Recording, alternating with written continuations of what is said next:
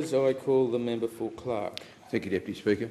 Deputy Speaker, I am regularly contacted by constituents who tell me that their aged care funds are being consumed by administrative fees at the expense of their care.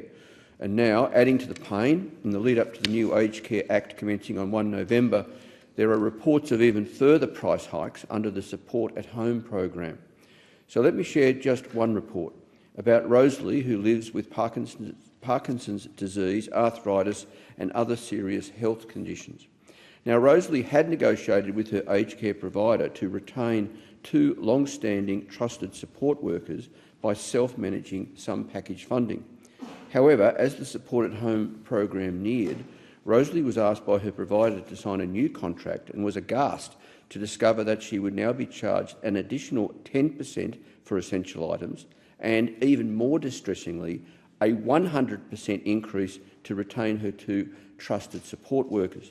And when Rosalie questioned the soaring costs, her provider explained that due to new compliance and administrative obligations, they'd restructured their fees to remain operational.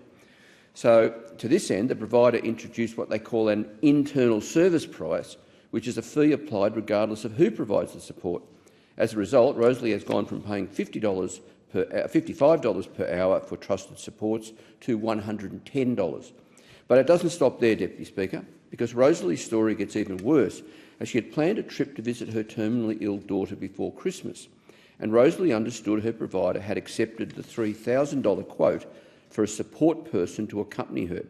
But to Rosalie's dismay, that quote was revoked and, surprise, surprise, when a new quote was forthcoming, the fee had nearly doubled. The explanation given by the provider was that the increased cost offsets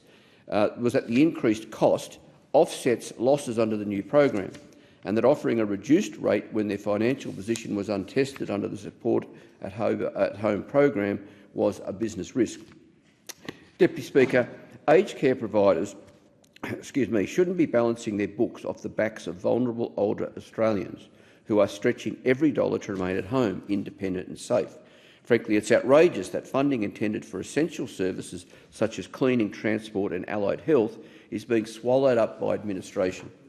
Clearly, the government needs to address this and address it urgently, just as they also need to continue their work to ensure that the residential aged care sector is put on a sustainable footing.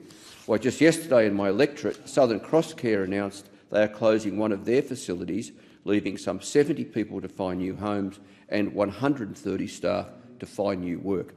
There is obviously still much to be done, Deputy Speaker.